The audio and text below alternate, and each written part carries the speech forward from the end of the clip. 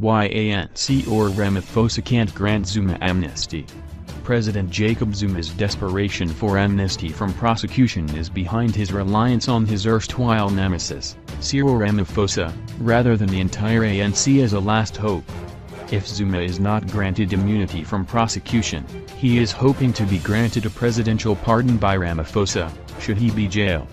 But it's all wishful thinking on the part of the president, political analysts told The Citizen yesterday. Neither the ANC nor Ramaphosa could give him amnesty as the process to prosecute Zuma was already underway by the National Prosecuting Authority, NPA, they said. Political analyst Mspizi Ngolatiana, from the University of Johannesburg, said Ramaphosa would be wary to act contrary to his undertaking that all corruption peddlers must account for their misdeeds. It is very possible he needs amnesty from prosecution, but that's not something Ramaphosa can absolutely guarantee. Even if he granted him amnesty, that wouldn't stop him from being prosecuted because it is the decision of the independent NPA. According to Ngolatiana, even a presidential pardon is out of the question because Ramaphosa wouldn't want to be seen letting people convicted of corruption off the hook.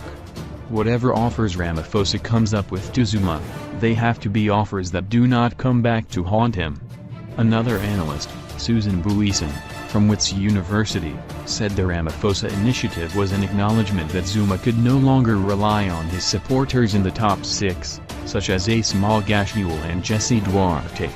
It makes sense that Zuma wants to extract concessions from Ramaphosa. But the deputy has no power to grant him amnesty, and even a presidential pardon has to be granted after a conviction, and Zuma claims to be innocent, Buisen said. Besides, there is a rule of law and due process that must be followed. Ramaphosa would therefore be unable to make concessions unless Zuma appeared in court to face the law. The State of the Nation address, SOMA, due today, was postponed to allow Zuma and Ramaphosa to negotiate a smooth exit.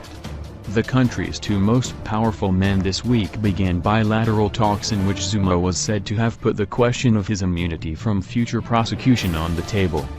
They were trying to reach an amicable solution to avoid Zuma from being fired by the party's National Executive Committee, NEC, or removed through an ANC-initiated motion of no confidence in Parliament.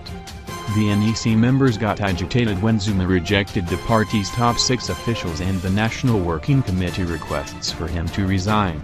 Ramaphosa saved the president from the axe when he requested a postponement of the NEC meeting in Cape Town. The party leader yesterday described his engagement with Zuma as constructive. In a statement yesterday, Ramaphosa confirmed he has begun discussions with Zuma on the transition during the meeting at Zuma's Cape Town residence. The discussions lay the basis for a speedy resolution of the matter in the interests of the country and its people. The ANC president was optimistic of the bilateral results, saying the constructive process we have embarked on offers the greatest opportunity to conclude this matter without discord or division. Ramaphosa did not divulge Zuma's conditions for his resignation, but it is understood amnesty from prosecution topped the list.